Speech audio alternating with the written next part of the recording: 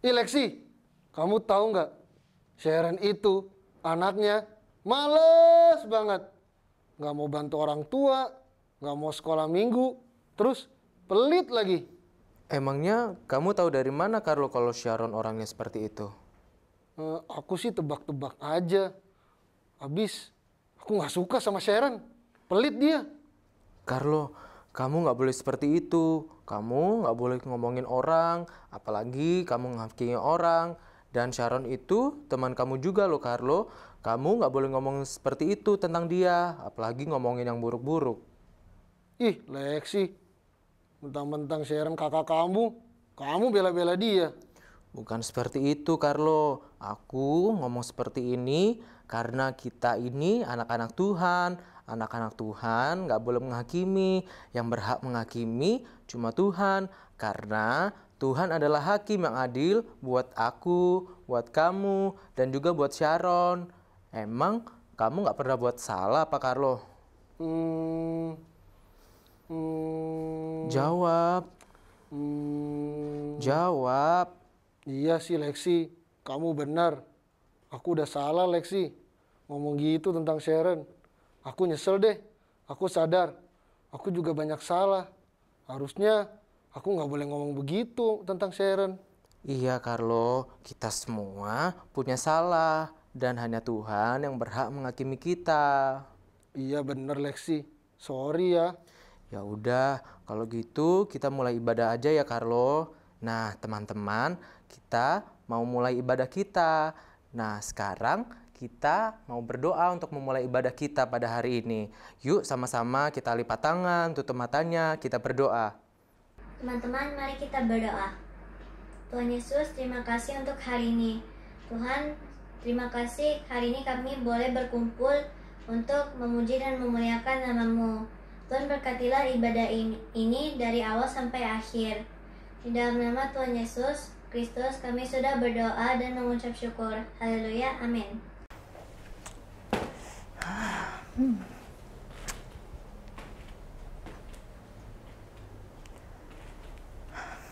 Adik-adik, Kak Senlai sedih adik-adik.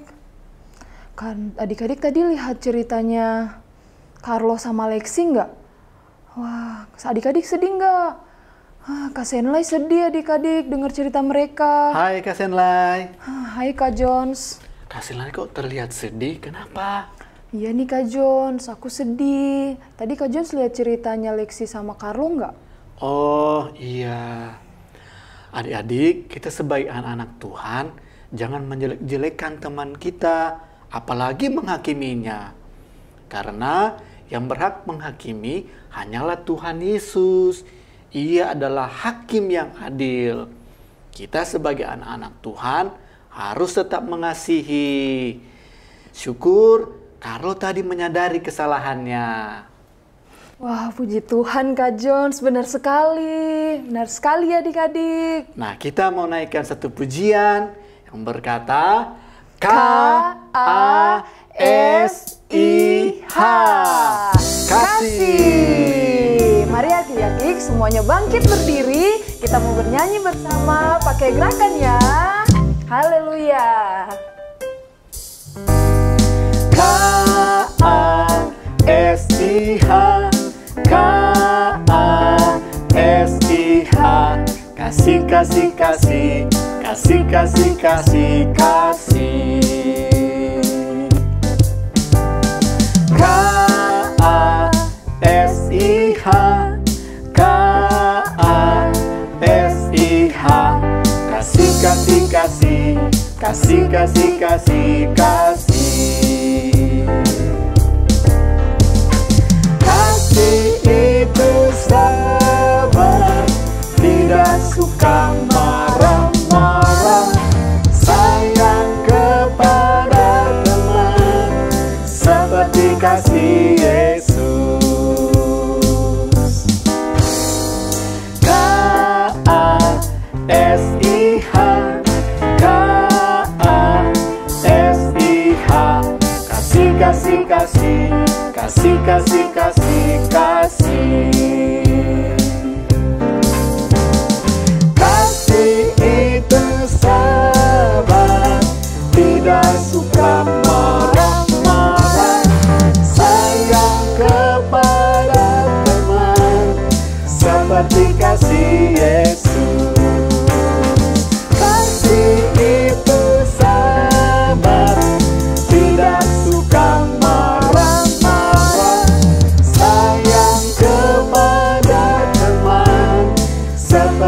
kasih Yesus, seperti kasih Yesus, seperti kasih Yesus. Ku kasihi kau dengan kasih Tuhan. Ku kasihi kau dengan kasih Tuhan. Ku kasihi kau dengan kasih Tuhan. Ku lihat di wajahmu kemuliaan Raja. Ku kasihi kau dengan kasih Tuhan.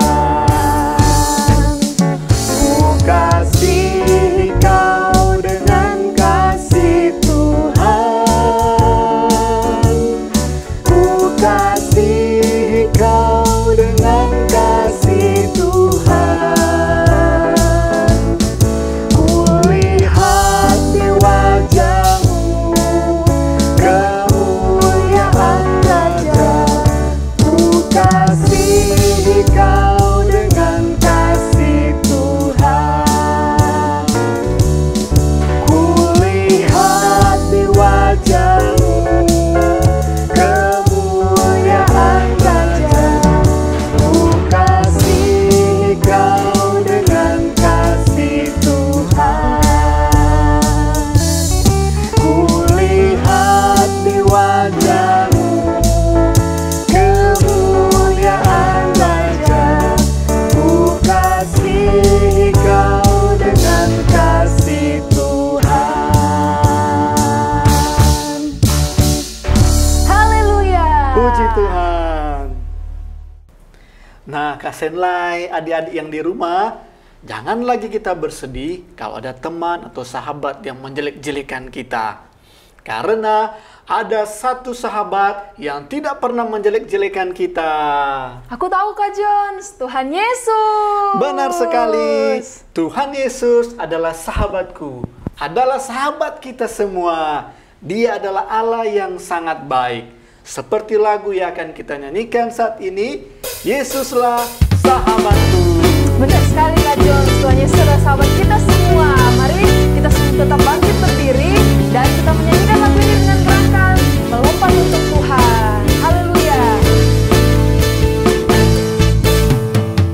Yesuslah sahabatku, Dia sungguh baik, Dia sangat baik.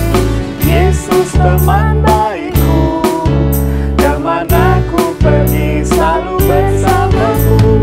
Haleluya, aku sangat merindukannya. Haleluya, Yesus cintaku, Yesuslah sahabatku. Haleluya. Tuhan Yesus adalah sahabat kita semua adik-adik.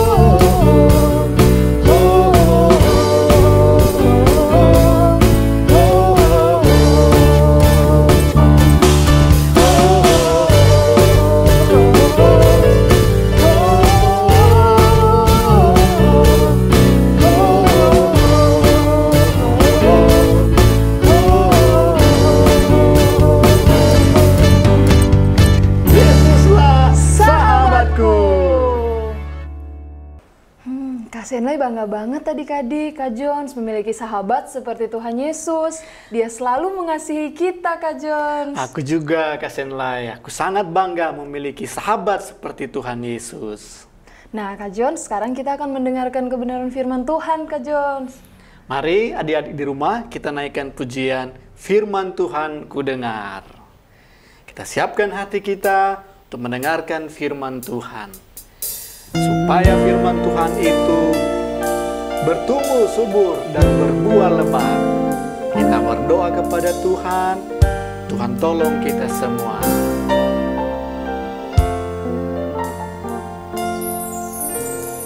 Firman Tuhan ku dengar, ku tanam di hatiku. Ku ingin bertumbuh subur dan berbuah lebat. Yesus tolong padaku. Firman Tuhan ku dengar, ku tanam di hatiku.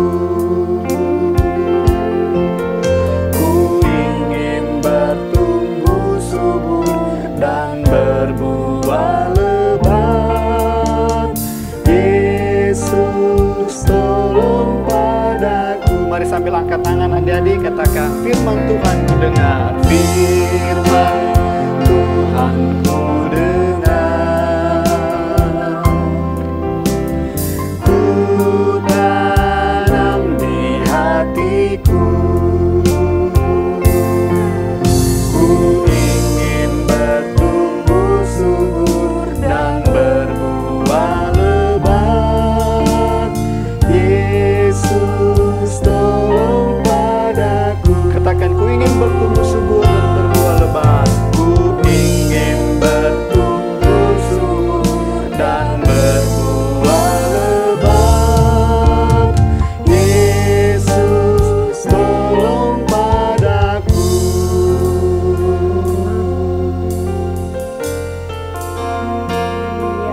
Ya, adik-adik, kita semua tutup mata, lipat tangan, mari kita berdoa. Tuhan Yesus yang baik, kami mau mendengarkan firman Tuhan. Biarlah firman Tuhan yang kami dengar dapat bertumbuh dan berbuah dan hidup kami menjadi terang. Dalam nama Tuhan Yesus Kristus, haleluya, amin. Haleluya. Adik-adik sekolah minggu yang dikasihi oleh Tuhan, tadi kita sudah memuji, membesarkan nama Tuhan. Sekarang waktunya kita mau mendengarkan firman Tuhan. Nah, adik-adik, semuanya sudah siap dengan Alkitabnya masing-masing ya? Sudah siap mungkin juga pakai gadgetnya. Yang penting adik-adik jangan kemana-mana ya. Kita mau fokus mendengarkan kebenaran firman Tuhan. Nah, hari ini Kaleman mau membawakan kisah tentang seorang wanita perkasa di Alkitab. Ya, namanya adalah Deborah. Judulnya Deborah, tentang bagaimana pertobatan membawa pengampunan dari Allah. Yuk adik-adik semua kita baca di dalam Hakim-Hakim 4 ayat 1 sampai 3. Hakim-Hakim 4 ayat 1 sampai 3. Setelah Ehud mati, orang Israel melakukan pula apa yang jahat di mata Tuhan. Lalu Tuhan menyerahkan mereka ke dalam tangan Yabin, raja Kanaan, yang memerintah di Hazor. Panglima tentaranya ialah Sisera, yang diam di Haroset Hagoyim. Lalu orang Israel berseru kepada Tuhan, sebab Sisera mempunyai 900 kereta besi, dan 20 tahun lamanya ia menindas orang Israel dengan keras. Nah, adik-adik yang dikasih oleh Tuhan, tadi kalau kita lihat di ayat yang pertama, di situ tertulis bahwa setelah Ehud mati, orang Israel melakukan apa yang jahat di mata Tuhan. Nah, kalau kita membaca ini artinya pada masa Ehud waktu masih hidup, orang Israel hidupnya benar di mata Tuhan.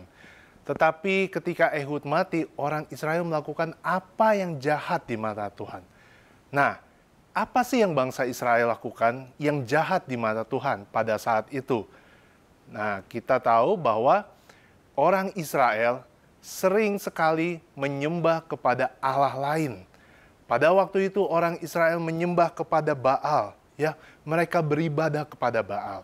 Padahal Tuhan sudah berfirman, jangan ada Allah lain. Ya, bahkan Tuhan berfirman juga, jangan membuat benda apapun menyerupai apapun di langit dan di bumi ini. Tetapi bangsa Israel menyakiti hati Tuhan. Sehingga kalau kita membaca dalam ayat-ayat berikutnya, ya, bangsa Israel jatuh ke dalam tangan orang-orang Kanaan. Ya, mereka melakukan apa yang jahat di mata Tuhan dengan beribadah kepada Baal. Sehingga ketika mereka berperang, mereka kalah. Nah, kalau adik-adik baca di dalam ayat yang ketiga, ya, orang Israel lalu berseru kepada Tuhan. Ya, karena kesalahan mereka sendiri, mereka jatuh ke dalam raja orang Kanaan yang bernama Yabin. Ya, dan raja ini mempunyai panglima yang kejam dengan segala tentara besinya. Ya, kereta kudanya, mereka memerintah dengan kejam. Nah, adik-adik yang dikasih oleh Tuhan, selama 20 tahun orang-orang Israel berada di bawah penindasan. Bisa dibayangkan ya bagaimana rasanya hidup di bawah penindasan. Akhirnya mereka berseru kepada Tuhan. Orang Israel mengakui kesalahannya pada Tuhan. Nah, adik-adik yang dikasihi oleh Tuhan, Tuhan mengasihi bangsa Israel. Tuhan mendengar seruan bangsa Israel. Ya, di masa itu hiduplah seorang wanita, seorang hakim bernama Deborah. Adik-adik bisa baca di dalam ayat yang keempat dan ayat-ayat berikutnya ya. Kalau kita baca nanti banyak sekali. Hiduplah seorang wanita yang bernama Deborah. Ya, Deborah ini biasanya dia menyelesaikan perkara-perkara yang ada di dalam bangsa Israel. Nah, Tuhan berfirman kepada Deborah. Dan ia memerintahkan Deborah untuk membawa 10.000 orang Israel ke Gunung Tabor. Adik-adik yang dikasihi oleh Tuhan, Tuhan mendengar seruan bangsa Israel dan Tuhan berfirman lewat Deborah. Deborah melakukan apa yang Tuhan firman. Maka Deborah, kita baca dalam ayat berikutnya, Deborah memanggil Barak beserta 10.000 tentara Israel menuju Gunung Tabor untuk berperang melawan tentara Kanaan. Kali ini adik-adik yang dikasihi oleh Tuhan, Tuhan beserta dengan bangsa Israel. Bangsa Israel bertobat. Dan kalau kita baca dalam ayat berikutnya, ketika akan berperang, Tuhan mengacaukan tentara Kanaan. Sehingga dengan mudah dikalahkan tentara Israel. Bahkan panglimanya yang kejam itu kalah.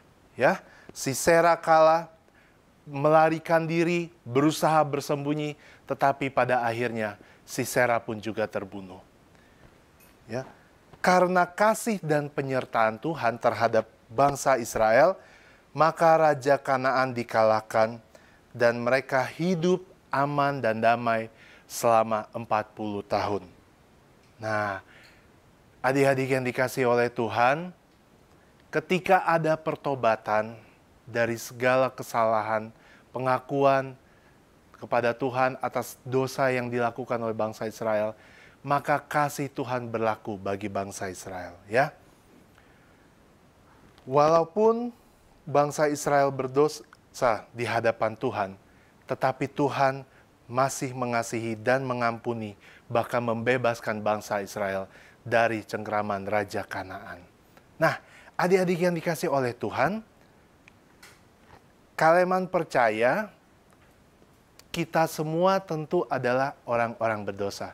Ya, adik-adik, kita pun juga pernah melakukan kesalahan. Siapa coba yang di rumah yang tidak pernah berbohong? Ayo, siapa yang tidak pernah berbohong? Wah, kayaknya susah sekali menemukannya tidak pernah berbohong.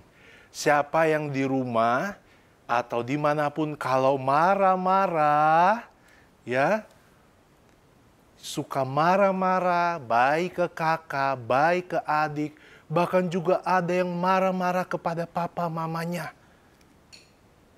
Ya. Tentu mungkin kita pernah melakukan seperti itu. Adik-adik yang dikasihi oleh Tuhan, firman Tuhan pada hari ini mengajarkan kita bahwa ketika kita bertobat, mengakui kesalahan kita, Tuhan mengasihi kita. Ya, kalau kalian cari tahu arti kata tobat itu adalah sadar dan menyesal akan dosa dan kesalahannya, dan berniat untuk memperbaiki tingkah laku maupun perbuatannya. Nah, jadi ada kesadaran dan mengaku, dan tidak sampai di situ saja, dia memperbaiki. Kalau hanya sekedar sadar, aduh Tuhan, saya udah berbohong, saya udah sering banget berbohong sama papa mama, tapi besok-besoknya masih dilakuin lagi, itu namanya bukan bertobat. Itu namanya, adik-adik, cuma laporan sama Tuhan. Tuhan, saya berbohong loh sama papa mama. Tapi masih melakukan. Tetapi ketika kita bertobat, maka adik-adik kita memperbaiki kelakuan kita. Ya, harus ada pertobatan yang sungguh-sungguh. Nah, di dalam 2 Korintus 5 ayat yang ke-17, yuk kita buka. 2 Korintus itu di perjanjian lama atau perjanjian baru ya? Oh, pintar. Di perjanjian baru. 2 Korintus 5 ayat yang ke-17. Jadi siapa yang ada di dalam Kristus, ia adalah ciptaan baru. Yang lama sudah berlalu, sesungguhnya yang baru sudah datang. Nah, adik-adik yang dikasih Tuhan, kalian mempercaya adik-adik hidup dari sekarang, dari masa kecil ini sampai dewasa nanti, kita mau berusaha untuk selalu hidup di dalam Tuhan. Amin. Haleluya. Mau hidup di dalam Tuhan, apapun yang mungkin pernah kita lakukan, berdoa pada Tuhan, minta ampun, dan berjanji untuk tidak mengulanginya lagi. Ya, Tuhan Yesus mengampuni orang-orang berdosa pada masa ia karya keselamatan dari Tuhan Yesus. Ya, bahkan kalau adik-adik baca di dalam Lukas 15 ayat yang ke-7, ketika satu orang bertobat, seisi sorga bersuka cita. Begitu berartinya sebuah pertobatan yang sungguh-sungguh. Amin. Kalian tidak tahu apa yang mungkin kita pernah lakukan, tetapi marilah, kalau ada sesuatu yang mungkin pernah adik-adik lakukan, berdoa kepada Tuhan, minta ampun, dan kalian percaya Tuhan akan mendengar setiap doa-doa yang dinaikkan, asal dengan hati yang tulus. Nah, adik-adik yang dikasih Tuhan, sebagai ayat hafalan, kita buka di dalam Matius 9. Matius 9, ayat yang ke-6 bagian A-nya saja. Matius 9 ayat yang ke-6 bagian A-nya saja. Tetapi supaya kamu tahu bahwa di dunia ini anak manusia berkuasa mengampuni dosa. Sudah hafal? Ya, Matius 9 ayat yang ke-6 bagian A. Tetapi supaya kamu tahu bahwa di dunia ini anak manusia berkuasa mengampuni dosa. Puji Tuhan, sekian renungan firman Tuhan di hari ini. Kita mau berdoa sama-sama ya. Tuhan Yesus, terima kasih untuk renungan firman-Mu. Tuhan, kami sudah mendengar kisah tentang Deborah, Terima kasih juga Tuhan, kalau kami melihat bahwa Tuhan tetap mengasihi bangsa Israel, karena mereka mau mengakui kesalahan mereka dan bertobat Tuhan. Tuhan, biarlah Tuhan memberikan kami, memberkati kami. Tuhan tolong kalau mungkin ada kesalahan yang pernah kami lakukan, ampuni kami Tuhan. Biarlah kehidupan kami boleh selalu berkenan di hadapan-Mu Tuhan. Berkatilah orang tua kami, berkatilah saudara-saudari kami, berkatilah teman-teman kami, guru-guru kami, gembala kami, dimanapun mereka berada. Tuhan, Engkau yang menjaga dan melindungi mereka semua. Terima kasih Tuhan Yesus, jadikan kami anak-anak-Mu menjadi berkat dimanapun kami berada. Terima kasih Tuhan, kami berdoa, mengucap syukur di dalam nama Tuhan Yesus Kristus. Haleluya. Amin. Puji Tuhan, Tuhan Yesus memberkati.